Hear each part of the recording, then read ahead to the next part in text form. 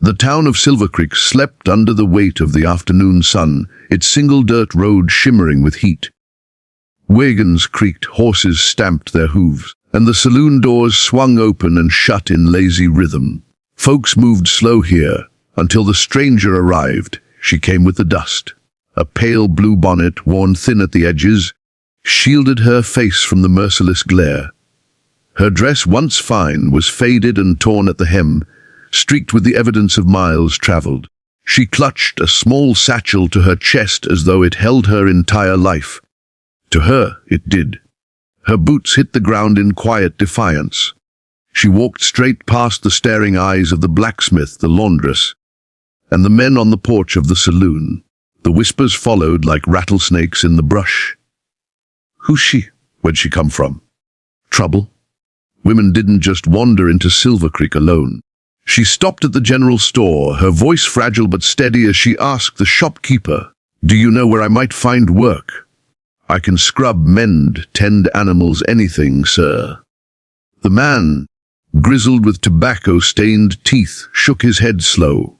"Ain't no place for a lady to work round here. Best keep movin'." Her lips trembled though she pressed them tight. She thanked him softly, the words barely audible, and stepped back into the street. From across the way, leaning against a hitching post, a man watched. Broad shoulders filled his dusty duster coat, and his hat tipped low, shadowing his eyes.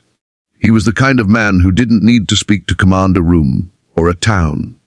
His horse stood tethered beside him, coat slick with sweat, tail flicking lazily. The cowboy had seen strangers before. Drifters came and went, some looking for fortune, others looking for a place to disappear.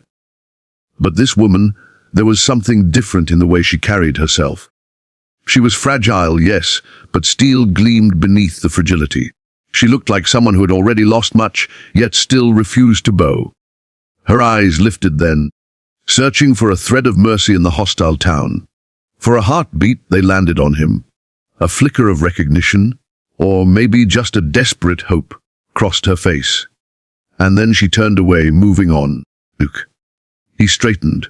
By evening, the saloon roared with the sound of a piano and drunken laughter. The air was thick with smoke and spilled whiskey. She slipped inside, clutching her satchel close. She asked again, this time the barkeep, for work. "You can serve drinks if you don't mind the hands that'll follow him." He grunted, eyes dragging over her figure in a way that made her blood run cold. Before she could answer, a voice rang low and firm from the corner. "She ain't workin' here." The cowboy stepped out of the shadows, his boots thudding against the floorboards. He crossed the saloon with measured steps, every man turning to watch. He stopped at her side, tilting his hat back just enough for her to see his eyes. Steel gray, weathered by storms, unflinching, her breath caught. "Sir, I need the work," she whispered, lifting her chin despite the quiver in her hands. "I won't take charity. I can." He shook his head. "You look like you've been fighting the world long enough. Work ain't what you need." His gaze softened almost imperceptibly. "You need rest." The barkeep muttered under his breath, but the cowboy's eyes sliced sharp enough to silence him. Whispers stirred around the room again, louder now. The cowboy's speaking for her. Nobody argued with Cole Maddox. He wasn't just another rancher, he was the man folks in Silver Creek called when trouble came reddin'.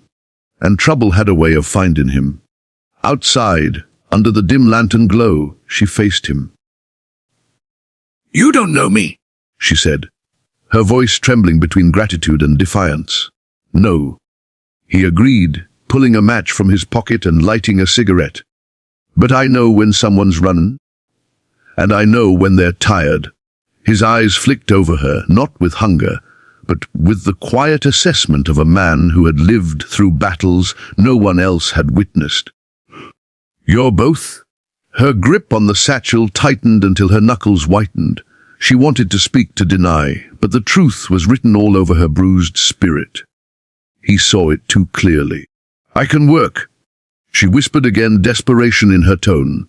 "Please, I need to. If I stop moving, it'll all catch up to me. Cole exhaled smoke into the cooling night air. His jaw flexed, a war flickering behind his eyes. Then he dropped the cigarette, crushing it beneath his boot. "You come out to my ranch tomorrow," he said finally. "Not to work, just to rest." She blinked, stunned. "You'll take me in, without even asking who I am, what I've done." He leaned in closer, his voice dropping low, carrying the weight of a promise. "Darling, I can see enough without asking. And if anyone in this town wants to lay a hand on you, they'll have to go through me first." The world seemed to still then, the night sounds fading, the lantern flickering between them. She didn't know his story, and he didn't know hers. But for the first time in what felt like years, she felt the faintest thread of safety tug at her heart. And in the Wild West, safety was rarer than gold. The next morning, the sun rose over the prairie, painting the land in copper and fire. She stood at the edge of his ranch, her bonnet shielding her face, her satchel still in hand. Cole Maddox was already waiting, leaning against the fence, arms folded. He tipped his hat. "Welcome home, for however long you need it." Something inside her chest broke open. She didn't cry, not yet. But she knew, as she stepped forward, that her life had just changed, and that the cowboy's words, "No, you can rest beside me," would echo louder in her soul than any promise she'd ever been given. The Maddox ranch stretched wide across the plains, an ocean of grass swaying under the endless western sky. From dawn till dusk, cowhands worked the cattle, the sound of whips cracking and hooves thundering, carrying for miles. Dust, sweat, and grit filled the air. It was no place for a delicate soul. Yet she was there, standing at the fence with her bonnet in her hands, her eyes set on the work as if it were salvation. Cole Maddox watched her with his steady, unreadable gaze, leaning against the coral post. The wind tugged at his hat brim, his shirt sleeves rolled up to his forearms, skin bronzed from years of sun. He could see the way her fingers itched to grab a tool, the way her posture straightened as if bracing herself for rejection. "I can mend harness," she said, her voice soft but firm, breaking the silence between them. "I've done it before. I can wash clothes, cook for your men, even help with the branding. I don't need rest, Mr. Maddox. I need to work." Cole's jaw flexed as he studied her.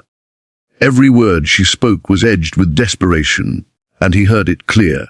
She wanted to work because work kept the past from clawing at her heels. He shook his head slowly. "Darling, these hands out here bleed every day. It ain't the kind of work you're meant for." Her eyes flashed, a spark of stubborn pride flaring bright. "And who are you to tell me what I'm meant for?" The cowhands nearby stilled, pretending to be busy but listening with sharp ears. Nobody talked back to Cole Maddox. But she did. A shadow of a smile ghosted across his lips, something rare, something dangerous. "I'm the man giving you a roof," he replied, voice calm, controlled. "And under my roof, you don't break yourself in half trying to prove you can suffer as hard as the rest. Luke, not when you've already suffered plenty." Her throat tightened, her breath catching. He'd spoken it plain. What she feared, what she carried.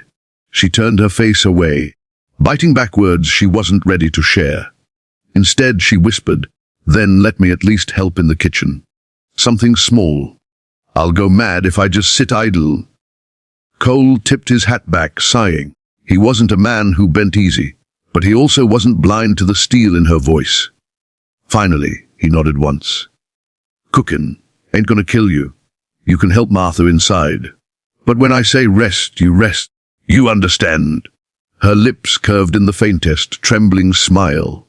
"Yes, sir." A day's blood into weeks. She found her place slowly, not as a laborer among the men, but as a quiet presence on the ranch. Luke, she helped Martha stir pots of stew that filled the kitchen with warm scents, scrubbed shirts stiff with dust, and sat by the window in the evenings mending torn gloves.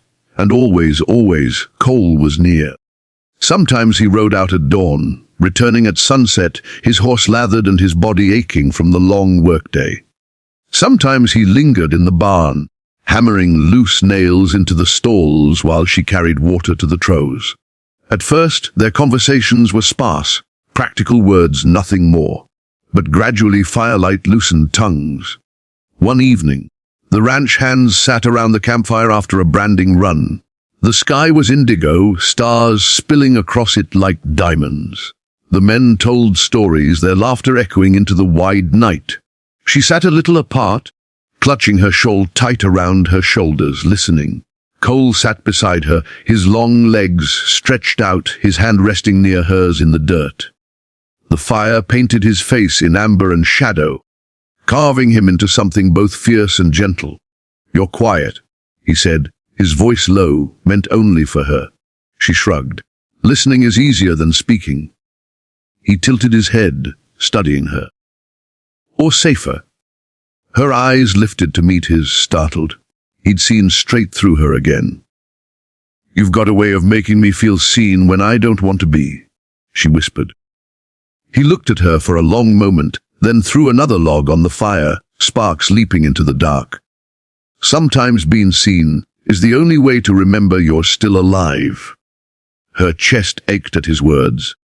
She wanted to ask him what ghosts haunted him, what scars he carried. But instead, she simply let the silence wrap around them, thick with unspoken things. The intimacy between them grew in small, quiet ways. She'd hand him a cup of coffee in the morning, their fingers brushing just enough to make her heart skip. He'd walk her back to the house at night, his shadow a protective cloak in the moonlight. Once, when a summer storm rolled in, lightning cracking the sky, she startled so badly she dropped the pot she was carrying. Cole was there instantly, his hand firm on her arm. "You're safe," he said, his voice steady over the thunder. "Ain't nothing gonna touch you here." And though she trembled, she believed him. But shadows never sleep for long. One night, as they sat again by the fire after the men had gone, she finally spoke of it. "Not everything, but enough. I left a place I couldn't survive," she whispered, eyes fixed on the flames. "There were hands that weren't kind, words that cut deeper than knives. And when I begged to work, to earn my keep, they told me no. Not because they wanted to give me rest, but because they wanted to own me." Cole's jaw tightened, his fists curling against his knees. Rage flickered in his eyes, though he held it down with the discipline of a man who knew violence too well. "And now you're here," he said carefully, his voice rough with something deeper. "And nobody owns you. Not me, not anyone." Her eyes shimmered, tears threatening. She turned to him, her voice breaking. "But you keep telling me not to work. How do I know it's not the same?" His gaze locked on hers, fierce and unyielding.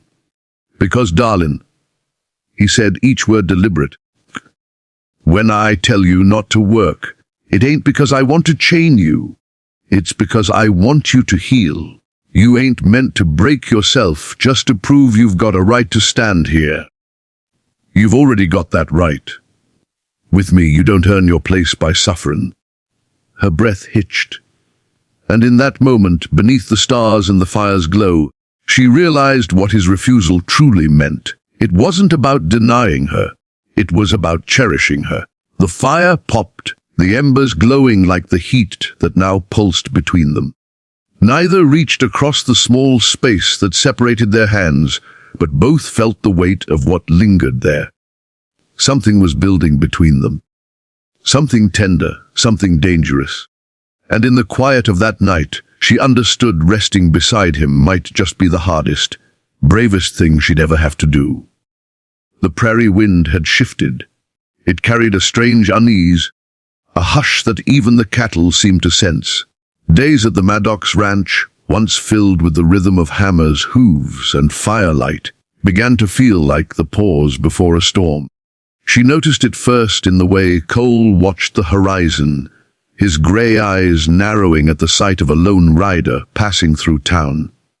He'd mutter little, but his hand lingered longer on the butt of his revolver, his jaw tight as if waiting. Something inside her began to stir, a dread she'd prayed to leave behind.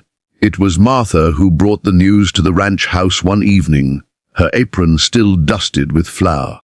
"Stranger in town asking questions," she said, her voice heavy. Tall fella, scar along his cheek. Asked the barkeep if he'd seen a woman traveling alone. Description sounded mighty familiar. The young woman froze, the spoon slipping from her fingers into the stew pot. Her breath hitched, the color draining from her cheeks. Cole's gaze snapped to her. "You know him." She swallowed hard, her throat tight as a noose. Her hands trembled, clutching her shawl. "Yes," she whispered. "I prayed I'd never see him again." The room went silent except for the bubbling of the stew. Martha's eyes widened with pity, but Cole's hardened like stone.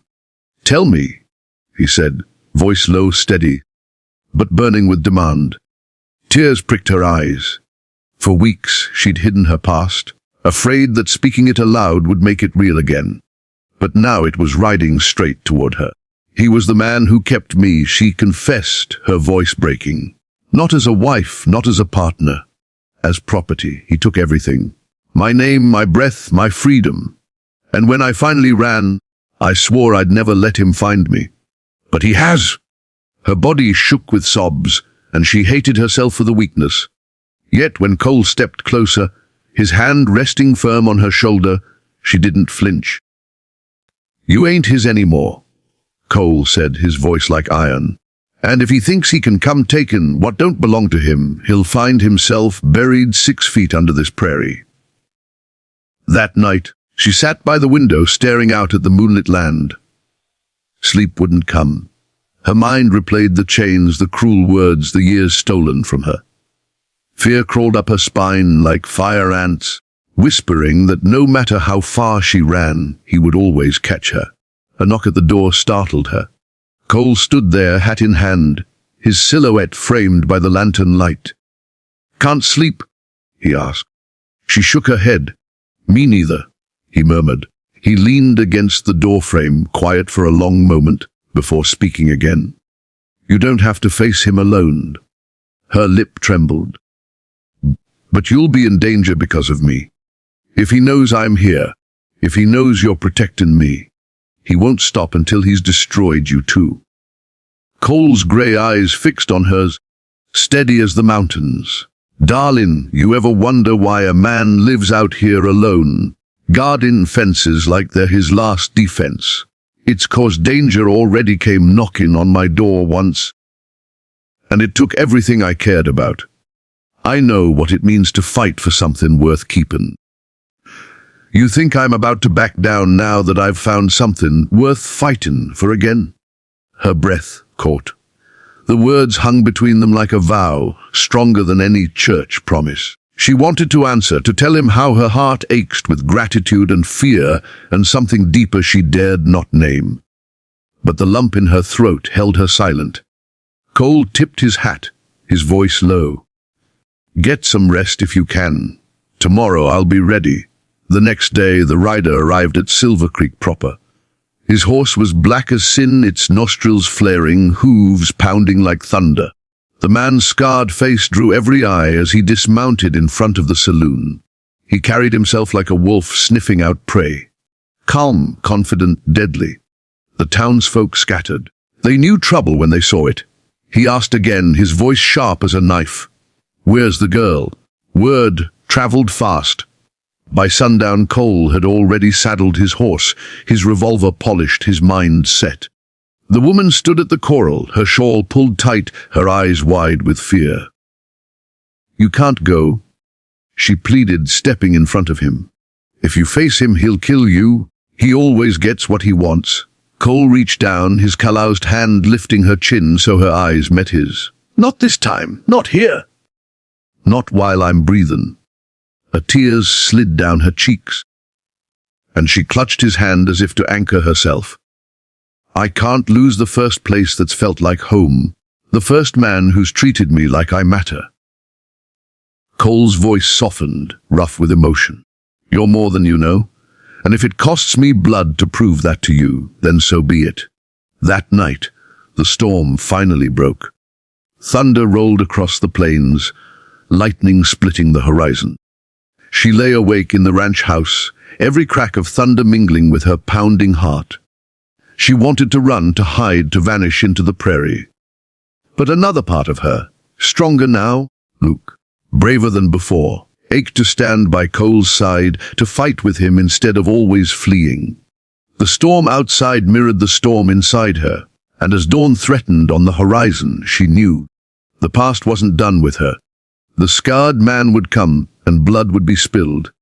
But this time, she wasn't the same broken woman who had once begged to work just to prove she was worth the air she breathed.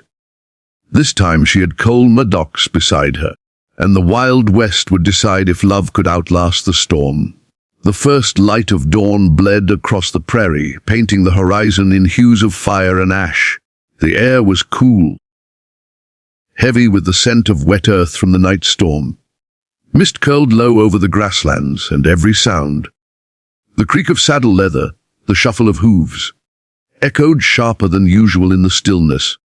Cole Maddox stood in the coral yard, revolver strapped to his hip, his hat brim shadowing his storm-grey eyes. He was steady, carved from the land itself, but inside, he felt the churn of the moment, the knowledge that the hours ahead could take everything. Behind him she stepped out of the ranch house, shawl wrapped tight around her shoulders, her hair loose and dark against the pale morning. She looked small against the vast sky, but her eyes held a courage born of survival. "You don't have to do this," she whispered, her voice breaking the fragile quiet. Cole turned, his gaze softening just for her. "Darling, I reckon I do. A man like him don't stop. If we run, he'll follow. If we hide, he'll dig us out. Better to end it here now, with the sun watching." Her throat tightened, her heart aching. "And if you fall?" He stepped closer, close enough that she could feel the warmth of him, the steadiness. He took her trembling hands in his calloused ones. "Then you take what I gave you, the truth that you're worth more than chains, more than work that breaks your back, more than the pain some bastard tried to carve into you. You carry that. You live." But tears blurred her vision, but she clung to his hands as if letting go would break her in half. "I can't lose you." Cole bent his head, pressing his forehead against hers for the briefest moment, his breath mingling with hers. "Then pray I'm faster." By the time the scarred man rode up, the sun was climbing higher, its light sharpening every shadow. He dismounted slow, boots hitting the earth with a thud that seemed to echo in her chest. His scar caught the light, slicing down his face like a brand from hell itself. "Well?" he drawled, his voice smooth and venomous. "Ain't this something? Thought you could slip away, girl. Thought you could run forever." His eyes flicked to Cole, cold and mocking. "And this must be the hero. Always some fool thinking he can stand in my way." She flinched at the sound of his voice, memories clawing back, but Cole shifted slightly, placing himself between her and the man. His stance was casual, but his hand hovered near his revolver, fingers loose and ready. "You'll turn that horse around," Cole said, his tone flat, deadly calm. "You'll ride out of Silver Creek and never look back. Or we settle this now." The scarred man grinned, a flash of teeth. "I don't run. And I don't leave behind what's mine. She ain't yours." Cole snapped, steel in his voice. "Never was." The words cut through the morning like a shot, and the silence that followed was thick as gun smoke. Even the wind seemed to pause. Her chest burned as she watched them face each other. Two men, one her nightmare, the other her salvation. She wanted to scream, to beg Cole not to risk himself, but she knew nothing she said would matter now. The prairie had its own law, and it would be written in blood this morning. "Luke." The scarred man's hand twitched toward his gun. Cole's eyes narrowed, his whole body still as stone. And then, the crack of gunfire split the dawn. For a heartbeat, she couldn't breathe, couldn't tell who had fallen. The world spun, her ears ringing. Dust lifted from the ground where the bullet struck. Then she saw it.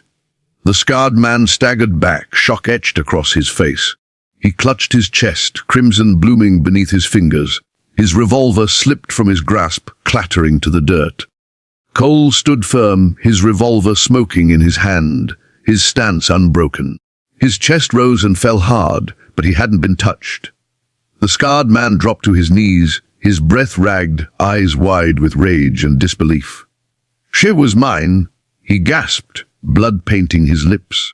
"No," Cole said, his voice a low thunder. "She was always hers."